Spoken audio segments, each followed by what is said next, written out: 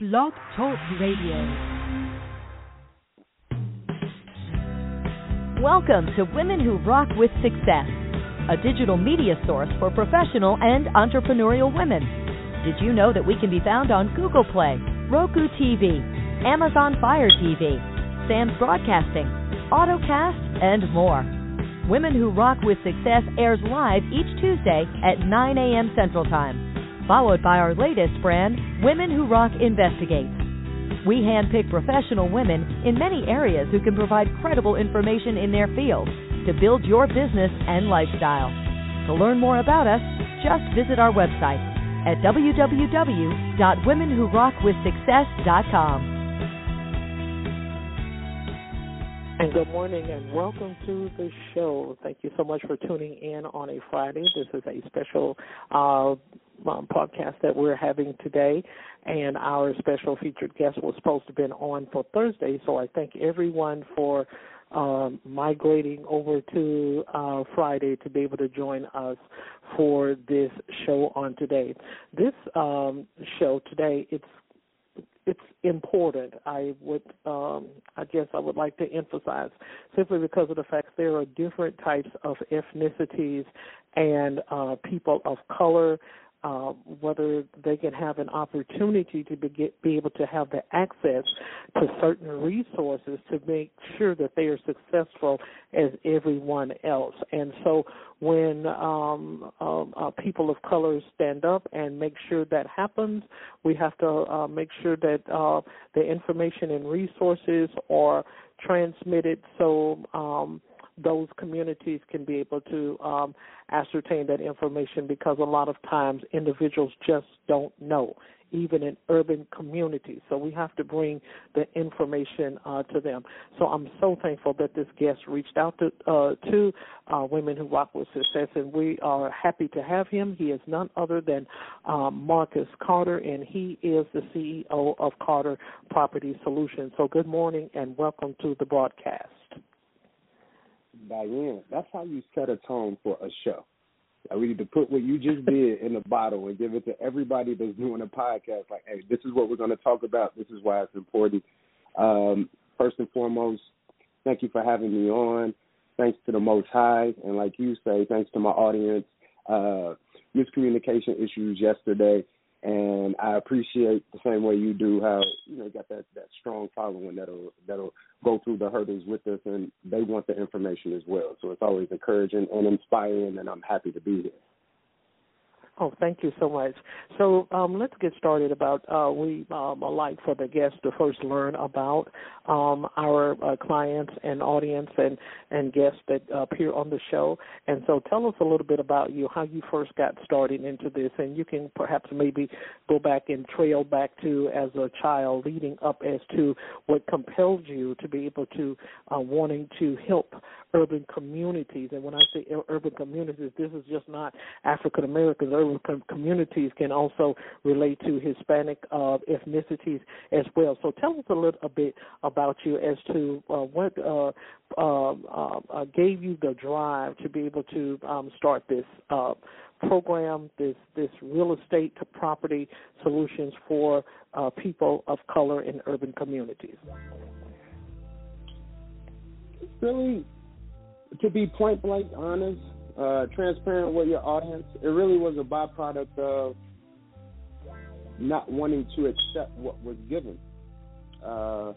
Being a black male, a young black American growing up in the inner city, I'm from Chicago, it really was a sense of, okay, this is what I feel like is being given to me, and my body fought against that. And I think what we see a lot today is people's natural reaction to uncomfortable situations, which is what you see a lot of in inner cities. We're undereducated, we're undernourished, and you see people's physical, biological reaction to that. And then growing up in Chicago, it's certain things that I couldn't avoid. Fell into some pitfalls, some normal, ignorant spaces. I've been on the corner. I've dealt with alcohol, not understanding the power of a black woman. I've been through it all. And kind of hitting my bottom or hitting that fork in the road and saying, nah, this can't be it. This can't be it. I'm not comfortable with what was provided. And as a black male, understanding that, like, I didn't figure that out until after I had made certain mistakes. So not only did I have to do the normal work that everybody has to do to attain certain things that they want, I had to clean up and account for some irresponsible behavior before that. So that was a gift and a curse of itself, because then I had to choose a path. I had to decide, what am I going to stand for? What am I not going to stand for? Am I going to accept the fact that this job won't hire a felon? Am I going to accept the fact that because I don't drink, I can't go and have a good time with my friends? And it's like, no, I can kind of create these spaces now. And obviously, finances come up. You got to pay to play. You need money to create, to have the resources, to go get the resources, to build what you like to build. And it was a natural progression where you pay attention to what your skill set is, and we'll get into more of this later in the interview, where you pay attention to what your skill set is in that particular situation or scenario. And this is what I have at my disposal to deploy to get what I would like to get. And you work it the best way you can. So I wanted to achieve a lot, but I had a lot of doors closed in my face. So real estate kind of emerged as it's a tremendous, improving, and efficient wealth-building strategy that does not have a lot of barriers to entry. If you have a few dollars and the wherewithal, you can leverage real estate.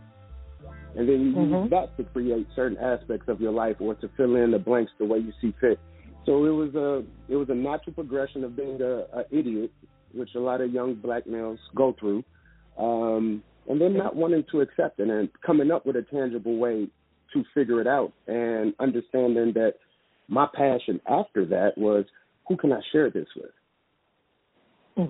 So somebody doesn't have to go through hitting rock bottom to figure out that I want to move forward. Who can I share it with? And that's really where the passion comes from, Carter Property Solutions, to my newest baby, the Black Wealth Builder, which is even that much more focused on who my audience is, who my niche is, who my client is, and it's kind of people of our same hue. We need it, and I want to provide it. Okay, great. So because now when I first read all of the information even about you, the first thing that kind of resonated in my spirit is that here's an African American speaker. He's turning things around, and his desire. This is what's coming from from my energy to yours or yours to my energy, is that you're trying to educate the urban communities and letting them know that there are opportunities, there are advancements, and even with that, with the housing crisis, there are so many that are going through because, see, they don't have the knowledge. Okay, so take, for example, we still have property owners that are even after the moratorium have been, out there, and they don't supposed to be evicting individuals, but due to the fact that some individuals may not have the knowledge, a lot of times we don't read, we don't pick up a newspaper. Individuals don't, and this is not against the urban communities, but I'm just talking about individuals in general. We don't pick up the magazine, we don't read things, we don't take the time and the opportunity to sit down. So what I'm looking at is, and what I'm seeing from what you're building and what you have built, is you're trying to bring these opportunities to the urban communities to let them know that there are chances, there are availability, there are opportunities, and I don't want to call out this other property solution, but it's kind of, I think it's been out ever since 2017. So just hear me out for a second, and then we're going to go to the next question. And so, of course, it's targeted towards urban communities. It is. It's not this, but I'm going to be honest with you. I have read their reviews, and there are so many reviews online where they are targeting urban communities, but the people are being qualified for these houses, these homes. This is not rental. These are mortgages. They're qualified. They are overqualified, and it appears that this mortgage corporation or what have you, is is going out there, they're getting all of this information, and they're disqualifying urban communities. You know, it's like an oppression type of thing. And so when I saw what you are offering from your brand, I said maybe this is what they may need to pay a little bit more attention to versus something where we see on Facebook or we see on the TV commercial, and then we just jump right into it. And then there are those that are trying to help in the urban community areas, but it's kind of obscured or obliviated where individuals cannot see it. And so that's the reason why I jumped on this one right here. I said he needs to be on this podcast, and we're going to try to also bring you back on here so we can kind of plan a route for all communities, if so to speak, that perhaps their income or their credit score is not up to the point where they can be able to afford FHA loans or conventional loans. So I just wanted to be able to interject that in there. I just wanted to kind of add that. I just wanted to share that with you. I think it's a great thing that you're doing and what have you. I think that sometimes the good guys are obscured and what have you in some areas, and then you have others that are out there, and the urban communities are thriving. They are thriving to get to that level. They're thriving to get to that level, and the people are disqualified. And look, and the reviews speak for itself on Facebook, on Instagram. They are turning a thumbs down. Hey, look, I did everything that you asked me to do, and my score is where it needs to be, but they're still disqualified. So we want you to be able to talk to the audience as to the disparities when urban communities are qualified, but they're also disqualified. And so we want you to be able to speak on that, if you would, for just a few minutes. Okay. Technically, I am a real estate broker, a licensed real estate broker, and what you just described, it more importantly affects the buyers, but it affects me as well as a person trying to earn a living. Coming from an urban community, I never meet a person that says real estate is stupid. I meet people that run into the situations that you just described where I would love to, and I thought I met all of the criteria that they told me I needed to meet, and then they still closed the door on me. And that situation sounds a little familiar to a lot of other things we go through in this country. We're like, hey, you told me I needed to do this, and I did it, and it's still a little tension there. I'm still not getting it. And even going back to, the opening icebreaker intro, my work started right there, where it's like I was one of those people as well. I wasn't educated on financial literacy as a young person. Okay. So I'm 35 years old. I don't own a home.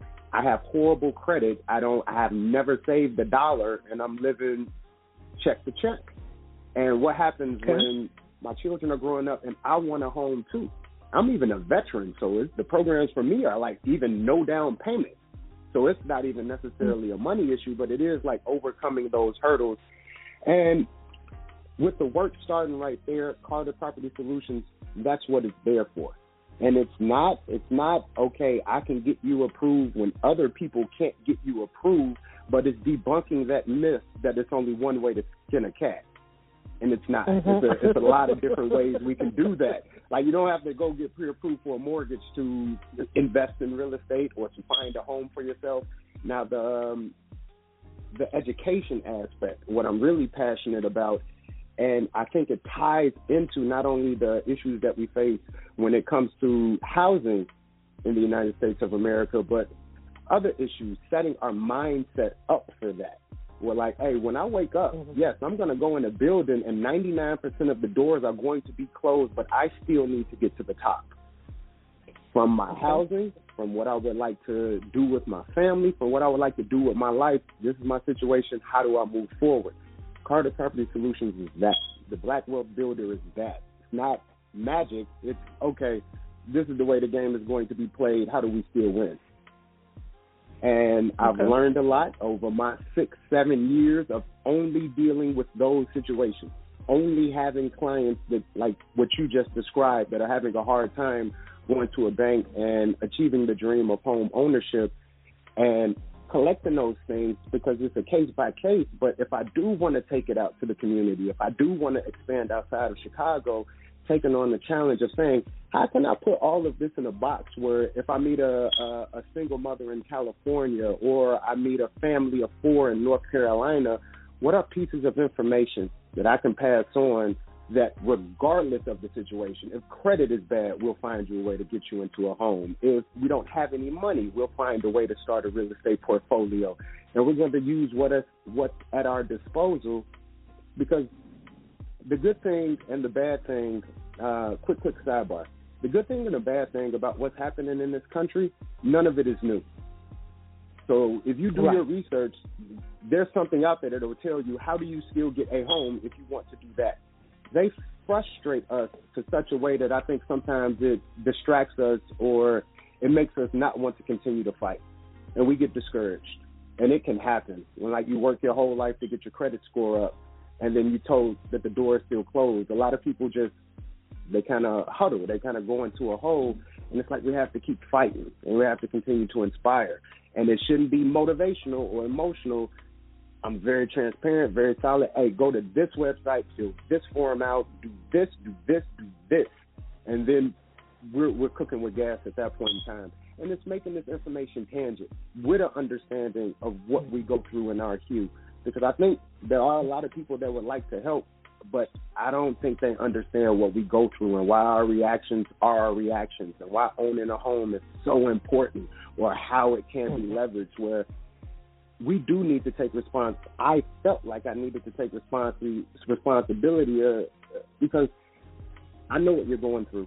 I'm going through it myself. And I want to apply what I've learned to help you. And I feel it on my spirit. We're like, now that's what I need to do. Okay. So now one particular factor that you had brought out was very important, and it was in regards to the mindset. So that is a factor, as you stated, you have to keep moving, even if you are declined or we are declined or someone is declined in an offer to a home. And a home is a bigger investment than one would actually think. It's a lot of investment behind a home. A lot of times we think we're getting off, off the fast road or something when we rent and what have you. But you're adding value and asset into the property owner, when you're renting.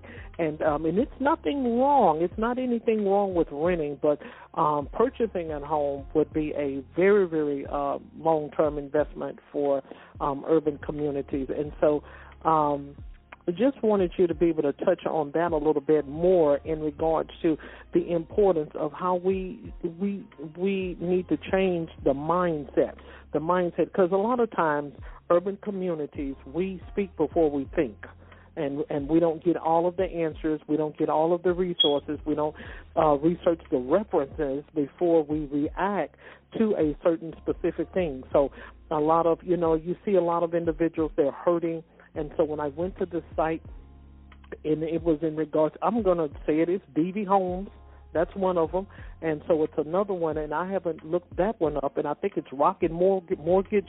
That's another advertisement that is going on pretty strong, but I think DV Homes is the first one that I saw where a lot of urban communities were crying out, where they were not giving, and this is not anything to defame them. This is online. It's on the BBB report, and so they were not giving the renter /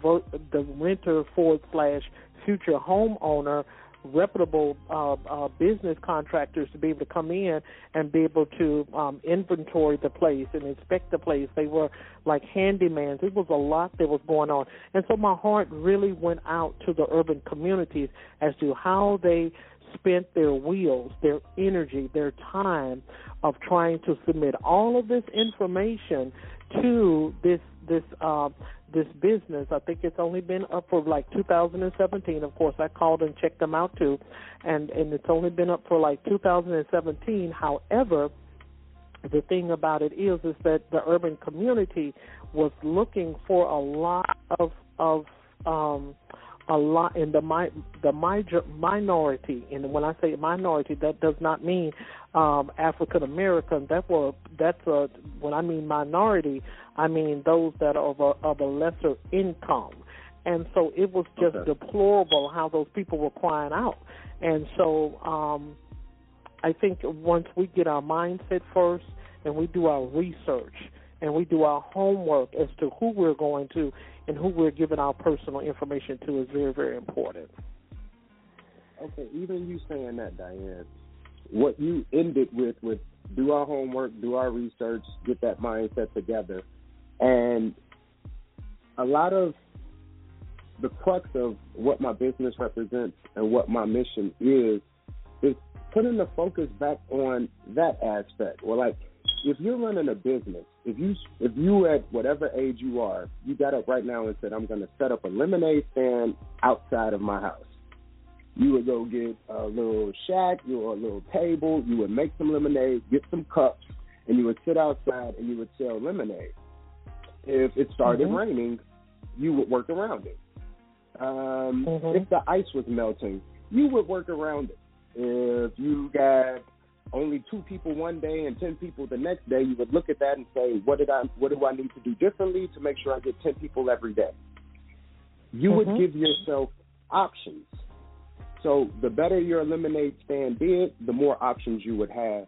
And what I hear, because I've heard the stories that you hear, and it's like people don't understand that we're talking about another person's survival, where they put the roof, where their children sleep, so on and so forth. And you hear these stories like what you're talking about. And the goal is to give people options with an understanding like, yes, the things you're going through is one possible negative option as well. And if you dumb it down and we start taking some of these situations that we go through in the real world and we approach them with the same business mindset that we might use when we get up and go to work in the morning, when we don't feel like going, but we find a way to get there because it serves a purpose, and we treat it like it's business. Hey, I don't want to be here. I didn't come here to work today. I need that check on Friday, though. Real estate is no different. A lot of the other issues that we go through in this country is no different, but I think we've been conditioned to pay more attention to our emotional reactions to these things, that I want people to remember, like, who we are, that, hey, we've survived much, much worse than somebody telling me that I can't have a house because of my credit score. I'll figure it out. And we've been conditioned to not remember that we're those type of people. And I want to use information to fuel that, to gas that fire, as opposed to, I've done the most motivational speak, nothing against them, but I don't like the intangibleness of it.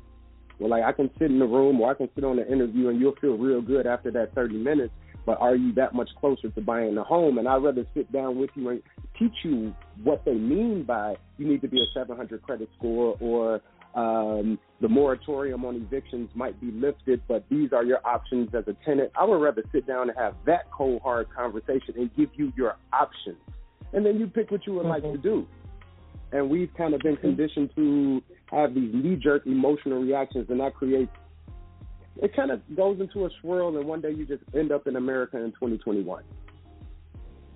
Okay. So we want to get a little bit more deeper into the dynamics of your brand, and so we want you to be able to share with the audience what are some of the takeaways as a speaker. You're a speaker. You're trying to, get your message out there to urban communities and to the people of color and to the people of your community and what have you. So what are some of the takeaways that you expect for your audience to be able to hear and leave with after you have done a speaker engagement in the city of Chicago, or whether it's Detroit or Washington, D.C.? So tell us about that. Well, first and foremost, what I want a person to be able to do when they leave a room from talking to me is understanding the basic concepts of solving a problem. We have a lot of problems. Real estate is just one of them. And when you have to solve a problem, you do an inventory of your resources. So we have problems in the housing sector. We have problems with creating resources, and we have problems with being black. How do we create more resources? So I don't necessarily propose that I have a solution, but I think it's factual that whatever we decide to do as a community, we'll need resources to do it. Now, from a tangible standpoint, we can either play lottery numbers or we can use what other people have used to generate considerable resources in a short period of time. And it's just tried and proven that real estate is a tool for that, where you can, the four sectors of wealth are real estate, stocks and bonds, your savings and retirement, so on and so forth. Those things are kind of hard to come by from one day to the next.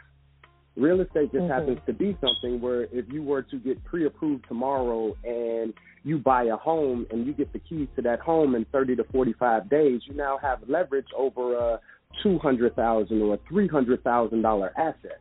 That's something that you can put in a toolbox, and as a community, as we're figuring out how to assert ourselves, how to empower ourselves, whenever we come up with it, that $200,000, $300,000 asset will help us, some way, shape, form, or fashion. So conditioning an audience, conditioning of people to, okay, we got a tough fight in front of us. We still need some things figured out as far as what direction we're going to take, who we're going to allow to speak for us. But regardless of any of that, we're going to need resources. So what can we attack? What can we educate ourselves on, whether it's to open restaurants, whether it's to open schools? Real estate is a way to accumulate resources to start attacking some of the issues that we have in our community, and that's my message. And I've kind of, my business is to put that in a digestible language where you don't have to have a PhD to understand that there's a problem, and real estate can be a way to solve it. I don't think everybody needs to become a real estate investor, but the same way everybody should know it like they know a tax code. Everybody should understand it and have it at their disposal because it's so powerful, and it doesn't have a education criteria or a tax bracket criteria. If you're interested in it, you can figure it out and leverage it, no matter your skin color, no matter the amount of money you have or your health level, anything. You can leverage it. So that's a valuable asset. You can't do that with stocks and bonds. You can't figure out the stock market overnight and then just get into it. But you can buy a home and leverage it. You can rent it out. My 5-year-old can figure that out. And I want to remind us that, like, yeah, there are things we can do. There are things we can do to help ourselves. Okay, absolutely. So, where we are today, we're kind of still stumbling, and we're still digressing and coming from a pandemic, and the housing crisis that we're faced with, and some numbers are going up and some numbers are going down, even in the real estate industry. So out of the 5 books as an author, as an Amazon bestseller author, and out of the books that you have written and what we're going through right now, okay, what we're faced with right now, we are in uncertainties. And so which book would you reflect on to be able to offer to urban communities of what they would need to perhaps maybe purchase first, or what they need to read, or what they would need to look into first, from you being an author and from one of the 5 books that you have already authored? All right. Well, for where I'm at right now in my business and what I feel like my mission is, I wouldn't even start you with a book. I would have you go to my website, theblackwealthbuilder.org. Okay. The Black Wealth Builder, all one word, .org, and on that page you can download the Black Wealth Commandments. You don't have to give me your email address. It's not lead generation. It's just, hey, take a read at this first, and then we'll have a talk. It needs to be made clear that, like, I don't have a business where you can just walk in and I sit down with you and then we go down certain streets. The information that I'm passing along, that's free. I think the sharing of information I'll do with anybody. But mindset matters to me so much because, to me, wealth is measured in time. So who I put my time into is much, much more valuable than the amount of money that's made or what your score is or how much you can pay me. So we're starting there. If there's alignment with kind of how we see the world or how I attack wealth building or why I think it's important, I can choose who I spend my time with, and I've grown my business to that point. So I'm not soliciting. So to a point, I need you to self-select first. So I wouldn't even ask the person to buy a book and spend money with me before you kind of get an idea on what I'm offering. If I'm talking your language, if black wealth is something you're into, if you too are also looking for a way to urgently move that process along without relying on winning the lottery, I'm somebody you should talk to. And I'll give you some information first. I'll make the first move and give you some information. If this sounds like it's up your alley, I would rather have a conversation with you than give you a menu of what you can purchase. And any broker can tell you how to buy a home and how to get over those hurdles. But, like, I want to work with people that want to change the community and change the world. Okay. So you actually want to make sure that the client is actually a good fit. And so I do understand that, because a lot of times... and not to cut you off, I want them to make sure that I'm a good fit. It's not... I'll take any... If you're a like-minded individual, I think it's a cure for cancer as far as I'm concerned, and I would never turn anybody away. If you walk up to me and said, you have a cure, I want to try it. But that person needs to self-select. I have alternative medicine, and I'm aware of that. Well, you can choose me. I'll audition for you to an extent with the information, my white papers. You can look at my numbers. You can see my theories and practice. And if it's something that you think could help your journey, I'd love to be a part of it. But you have to self-select me, because I don't strong-arm anybody. To me, this stuff is math. So if 2 plus 2 doesn't equal the same thing for both of us, I would casually say we were wasting each other's time. So I'll show you what I'm talking about, and then you can select me. Your choice. So I'm big on options and choices, which is what I think wealth actually is. Okay, great. So at this time, you can be able to share your social media handles with the audience. You can also share how they can be able to follow you, your website link, of course, once again, and then any content that you have published. That's one of the features that we do for all of our guests. We allow them to be able to network and connect with our guests after the show, to be able to follow them. They can be able to, any master classes that are coming up, any speaking engagements, you can be able to do that at this time and share it with the audience so they can be able to get more familiarized with you and your brand. All right, thank you. And it's a low-key apology. It was something on my spirit this morning, Diane, talking to you. I didn't get into a lot of tangent stuff. I just felt like sharing my mission on your show. I think that's a lot with you. You're a facilitator, I think a natural one. And I felt at ease, comfortable, even inspired just being the way you handled yourself. So I appreciate that. But from a business standpoint, yes, please go to www.theblackwealthbuilder.org, and the true nuggets that I kind of miss on this show, you'll be able to learn more about me. You can download the Black Wealth Commandment, and it's really the jump-off point. And as far as the books go, I have published 4 books. The Black Wealth Bible is actually coming within the next 30 days. But right now what you have on my Black Wealth Builder site is kind of my emotional foundation for everything that I'm talking about. It's my latest book, White Lies and Un-American Dreams.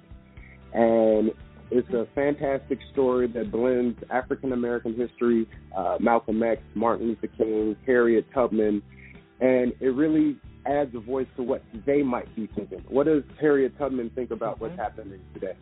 What do they think about the choices that we have to make and how things are per se carried out in their name, this movement? Should we retaliate or should we try to work it from a business standpoint? A lot of these questions aren't answered, and we don't have that conversation a lot about what are we going to do. We keep letting people know how upset we are, but what are we going to do? And I think it's a conversation that us as a community, we can't keep avoiding. Me and you and everybody that you know, okay, how are we collectively going to respond to what's happening? And I wanted to tell that story, but I wanted to include the African-American history. I wanted Trayvon Martin to have a voice in this book. I wanted Rekia Boyd to have a voice in this book, as well as Frederick Douglass. as well as, like I say, Malcolm X, or you name it. It's kind of who's who, and it's blended into an amazing story. And it kind of is the precipice for a person needs to make that choice first, that something needs to happen. We have a problem. Let's collect our resources, but kind of inspiring people that we need to have that conversation. Carter Property Solutions, the Black Wealth Builder, those are the physical manifestations of my contribution to my community. But it is sitting down and figuring out, how can I help? I have buku experience in real estate. I understand how to get a business started, how to get it funded. I understand how to help people leverage real estate. So how do I bring that to my community? And that gives birth to Carter Property Solutions and the Black Wealth Builder and the books White Lies and Un-American Dreams and the upcoming The Black Wealth Bible. And I want people to learn more about it. So again, www.theblackwealthbuilder.org. You can get more information about all my current titles that are available, as well as downloading the Black Wealth Commandments. And it's 8 principles, it's 8 ideas where, okay, if you're still feeling me a little bit after that, we really need to talk. Okay, that's great. That is so great. And I thank you so much for the compliment. We try to make sure that our guests feel at ease when they are on the show. I mean, I've done this before some years ago, and sometimes the narrator, they will really come in with some hard questions that will leave your jaw dropping. And so I try to make sure that everyone is comfortable on the show. So thank you so much for being our guest on today. And so, audience, just to recap, Mr. Carter, who is the CEO of Carter Property Solutions, have shared a wealth of knowledge with us in order for us to be able to make sure our mindset is correct first when we are doing real estate investments. We also heard from him as to making sure that both of you all are a fit. You can be able to go to his page and download the checklist to be able to get a full understanding of what he is about and what the discussion will be about if you were to meet up.